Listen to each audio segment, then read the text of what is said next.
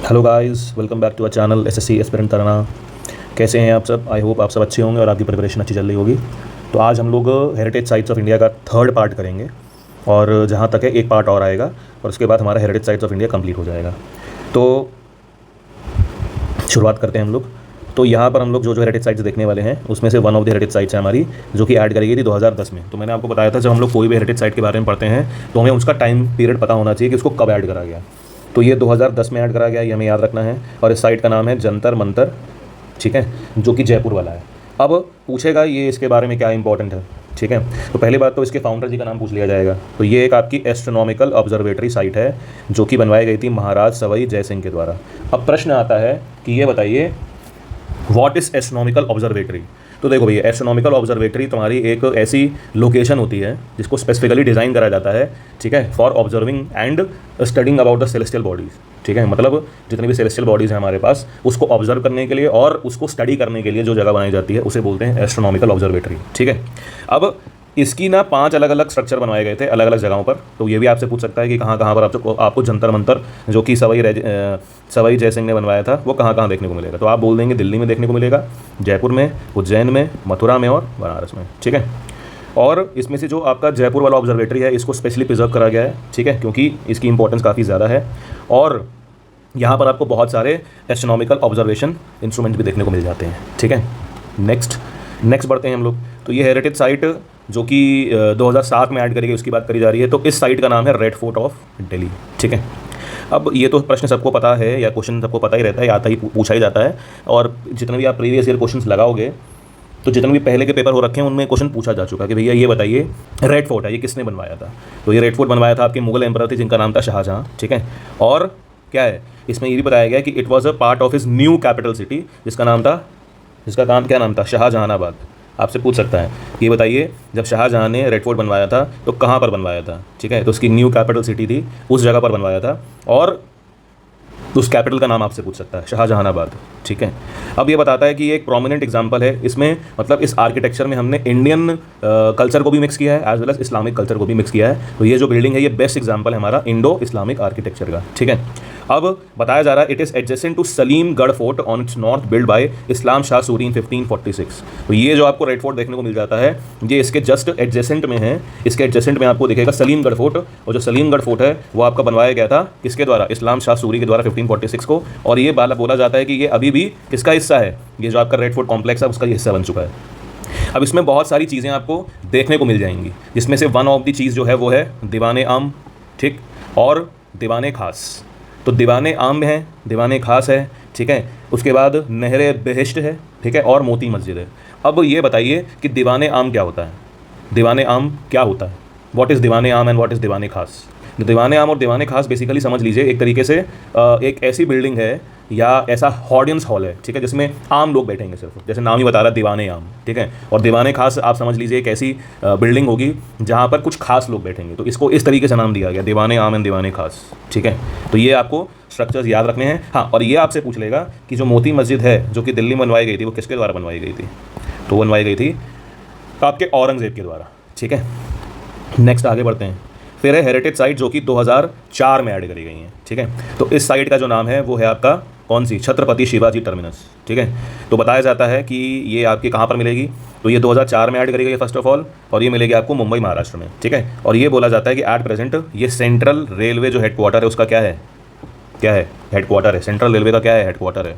मुझे comment box में बताइएगा कितने रेलवे जोन है हमारे भारत में, ठीक है। अब ये जो स्टेशन है इसको डिज़ाइन करा गया था गॉथिक स्टाइल में, और इसके आर्किटेक्चर का नाम तुमसे पूछ लेगा। तो ये इसके जो आर्किटेक्चर थे उनका नाम था फ्रेडरिक विलियम स्टीवेंस, ये तुमसे पूछ सकता है, ठीक है। अब ये जो गॉथिक स्टाइल है ये एक आर्किटेक्चरल स्टाइल है जो कि हमें देखने को मिलेगी कहाँ पर, यूरोप में देखने को मिलेगी, ठीक है। यहाँ पर आपको ये जो गॉथिक स्टाइल होता है इसमें जो आपकी बिल्डिंग्स होती हैं उसमें जो आपको चीज़ें मिलेंगी, आर्क्स मिलेंगे, वो पॉइंटेड आर्क्स मिलेंगे, ठीक है। और क्या देखने को मिलेगा यहाँ पर आपको जो बिल्डिंग्स मिलेंगी वो काफ़ी टॉलर टाइप की मिलेंगी और स्पेशियस टाइप की मिलेंगी। तो ये आपका गॉथिक स्टाइल होता है, ठीक है। और बाद में ये भी बोला गया है and was built as the headquarter of great Indian peninsular railways. तो जब ब्रिटिशर्स के टाइम पर रेलवे स्टार्ट हुई थी, कब स्टार्ट हुई थी कोई मुझे बताएगा। तो ब्रिटिशर्स के टाइम पर रेलवे स्टार्ट हुई थी 1853 में, मुंबई से थाने स्टार्ट हुई थी।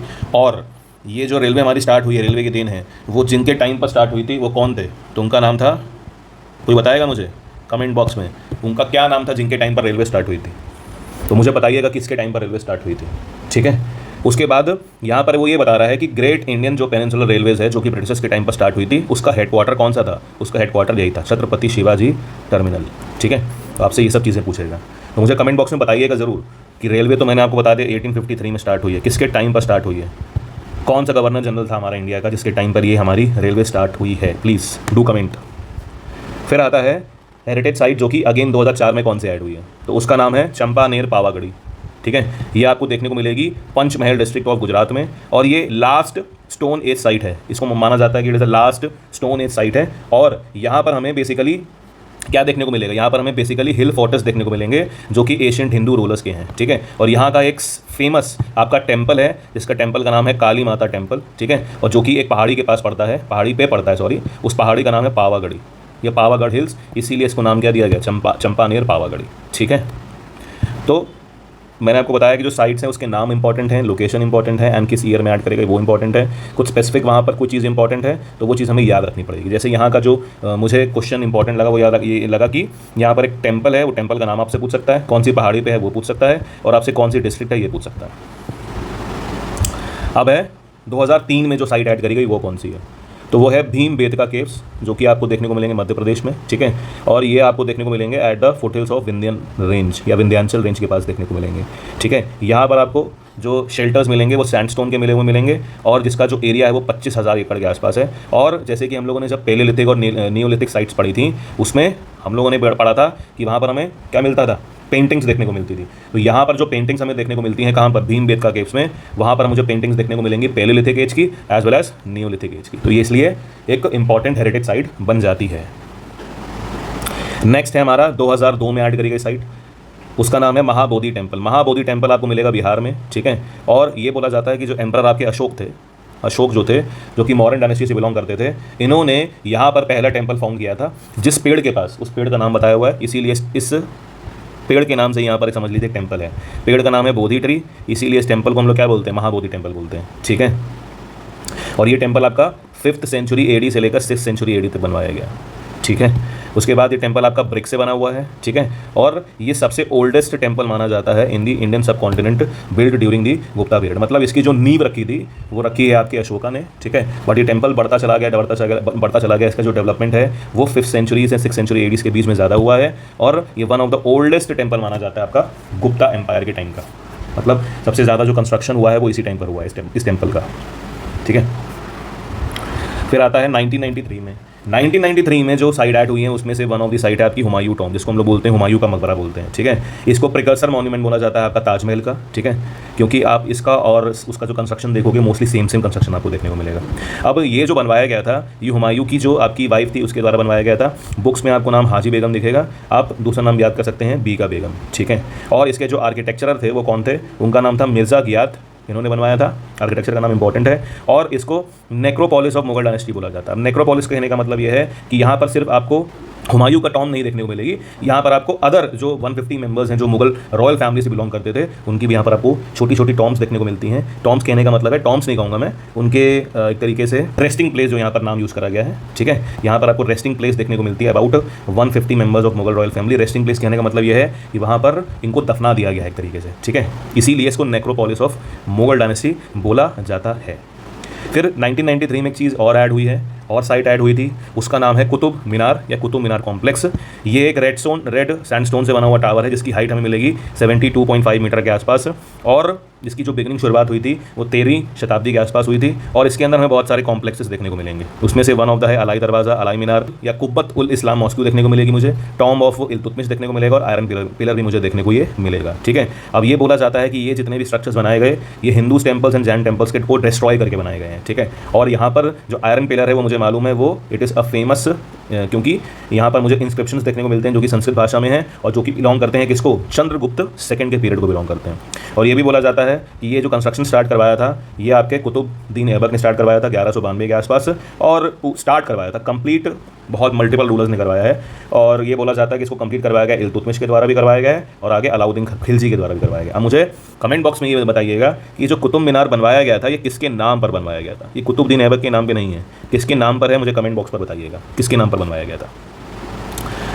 फिर है हेरिटेज साइट्स एडेड इन 1983। तो इसमें हमें जो साइट्स पढ़नी है वो कौन कौन सी पढ़नी है, तो इसमें अजंता केव्स आपके महाराष्ट्र से बिलोंग करते हैं, महाराष्ट्र में है ये बुद्धिस्ट केव्स हैं, ठीक है। इनको 2 फेज़ में बनाया गया है। पहला फेज़ जो है वो है फ्रॉम 2nd सेंचुरी BC के आसपास है, और जो सेकंड फेज़ है वो बना है आपका 6th सेंचुरी, मतलब 6वीं शताब्दी और 5वीं शताब्दी के आसपास बना है during the time of Gupta periods.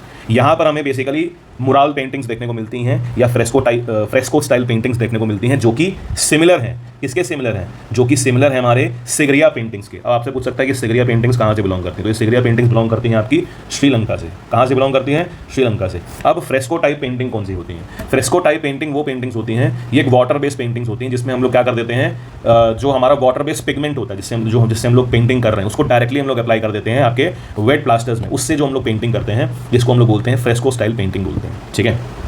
तो यहाँ पर जो कैचिंग पॉइंट है वो ये है कि बुद्धिस्ट केव्स आपको ऑब्वियस सी बात है, और जो सिगरिया स्टाइल ऑफ पेंटिंग्स है वो यहाँ पर मुझे देखने को मिलती ही हैं। फिर एलोरा केव्स, जो एलोरा केव्स हैं ये आपको औरंगाबाद डिस्ट्रिक्ट ऑफ महाराष्ट्र में देखने को मिलेंगे। तो अजंता केव्स भी वहीं में देखने को मिलेंगे, एलोरा केव्स भी तुमको वहीं पर देखने को मिलेंगे।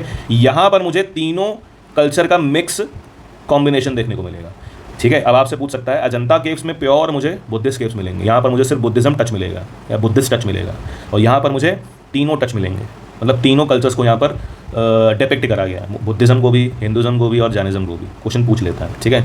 और यहाँ पर हमें जो हमने स्ट्रक्चर्स बनाए हैं, वो जो स्ट्रक्चर्स हमने यूज़ करे हैं, ये जो स्ट्रक्चर्स हमने बनाए हैं इस केव्स में, जो भी केव्स पेंटिंग करी है मैंने बसाल्ट रॉक्स में करी हैं। और ये यहाँ का जो सबसे इंपॉर्टेंट स्ट्रक्चर है वो है आपका कैलाश टेम्पल, ठीक है। वो कैलाश टेम्पल जो है वो सबसे एडमायर्ड स्ट्रक्चर माना जाता है, जो कि बनवाया गया था Krishna one of Rashtrakuta dynasty.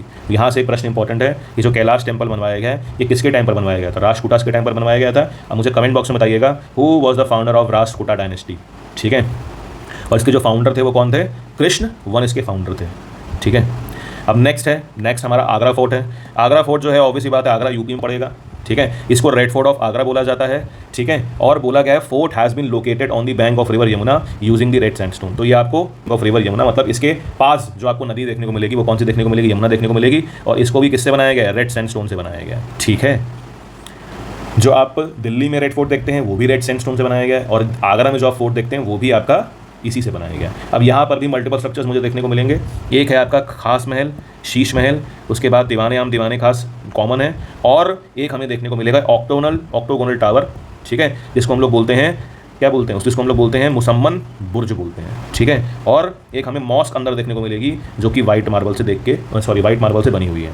तो ये स्ट्रक्चर्स भी हमें पता होने चाहिए कि वो स्ट्रक्चर्स कौन कौन से अंदर पाए जाते हैं, जैसे खास महल हो गया, शीश महल हो गया, मुसन्नम बुर्ज हो गया, उसके बाद दीवाने खास। जो खास लोगों के लिए ऑडियंस हॉल है वो खास कहलाएगा, जो आम लोगों के लिए वो आम कहलाएगा, ठीक है। फिर अब देखिए ये जितने भी साइट्स हैं इसमें मैंने टाइम पीरियड नहीं लिखा है ना, ये सब आपकी किस में ऐड हुई हैं? ये 1983 में ही ऐड हुई हैं, तो कन्फ्यूज़ मत होइएगा।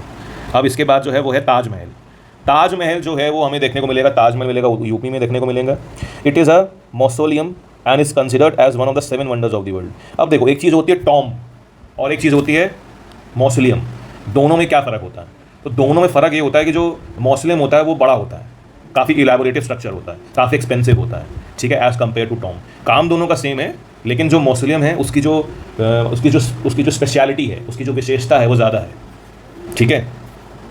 अब ये किसकी मेमोरी में बनवाया गया था? तो ये बनवाया गया था इन द मेमोरी ऑफ बेगम मुमताज़ महल। किसके द्वारा बनवाया गया था? शाहजहाँ के द्वारा बनवाया गया था, ठीक है। अब ऑब्वियस ही बात है ये वाइट मार्बल से बना हुआ है। इसका जो पत्थर आता था ना, आपको पता होगा, मकराना राजस्थान से आता था, जगह का नाम था मकराना, ठीक है। और इसके जो आर्किटेक्ट हैं उनका नाम आपसे पूछ लेगा, आर्किटेक्ट का नाम जो है वो है आपका उस्ताद अहमद लाहौरी, ठीक है। और ये जो टॉम्ब है इसका जो लेआउट है वो ऑक्टागोनल फॉर्म में है।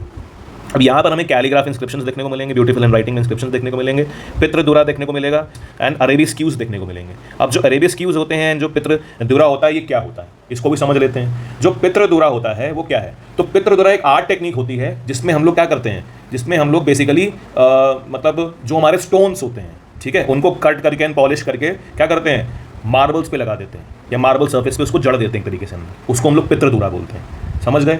और जो हमारा आर्बिस्क्यूज होता है, अरेबिस्क्यूज जो भी है, इसमें क्या डिफरेंस है? तो इसमें कुछ नहीं है, ये एक स्टाइल ऑफ डेकोरेशन होता है जिसको हम लोग बेसिकली ज्योमेट्रिकल शेप्स में जो हम लोग डिज़ाइंस बनाते हैं, ज्योमेट्रिकल शेप्स में जो डिज़ाइन देते हैं, जो कोई भी डिज़ाइन है इसमें हम ज्योमेट्रिकल शेप्स का इस्तेमाल कर रहे हैं, उसे आर्बिस्क्यूज बोला जाता है, ठीक है। तो ये आपको पता होना चाहिए।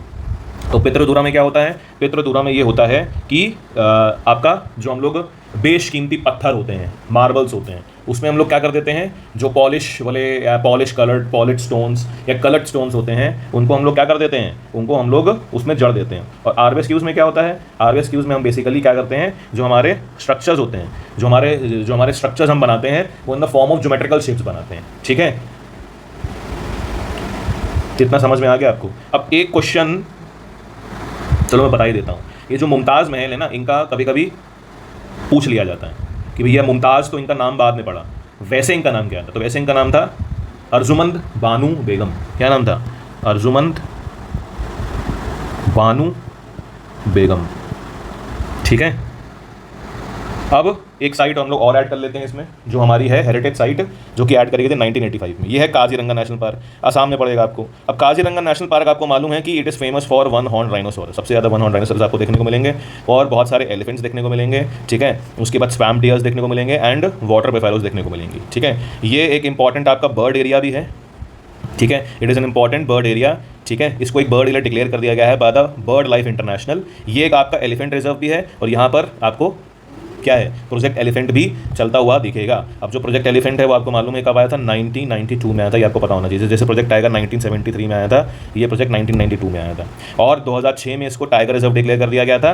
क्यों? क्योंकि यहाँ पर हमें टाइगर्स की जो संख्या है बहुत ज़्यादा देखने को मिली थी। ठीक है, और यहाँ पर हमें बहुत सारे क्या कहते हैं, वेजिटेशंस देखने को मिलेंगे। वेजिटेशंस के साथ साथ मुझे यहाँ पर एलिफेंट्स ग्रास देखने को मिलेंगे। वेजिटेशंस की अगर हम लोग बात करें, मार्शी एरिया है। ठीक है, और यहाँ पर मुझे dense tropical moist broad leaf forest देखने को मिलेगा। मतलब यहाँ पर मुझे जो बेसिकली लीव्स मिलेंगी या जो पेड़ मिलेंगे, ठीक है, वो कैसे मिलेंगे? वो ऐसे मिलेंगे जिनकी ब्रॉड लीव्स होगी। ठीक है, एलिफेंट ग्रास के लिए फेमस है। एलिफेंट्स जैसे साइज, मतलब एलिफेंट्स ग्रास नाम क्यों दिया? क्योंकि जिस साइज़ के हमारे एलिफेंट्स होते हैं वैसी मुझे यहाँ पर ग्रास देखने को मिलेगी। मार्शी एरिया क्या होता है? इसको हम लोग दलदली क्षेत्र बोलते हैं। तो ये इस एरिया की क्या है, इंपॉर्टेंस है।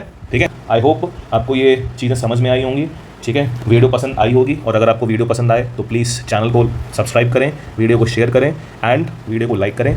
ठीक है, इसके बाद एक वीडियो और बनेगी हमारी, और उसके बाद हमारा हेरिटेज साइट चैप्टर कंप्लीट हो जाएगा। तो तब तक के लिए पढ़ते रहिए, खूब ईमानदारी से, खूब मेहनत से। Tata, take care, have a great day, bye bye.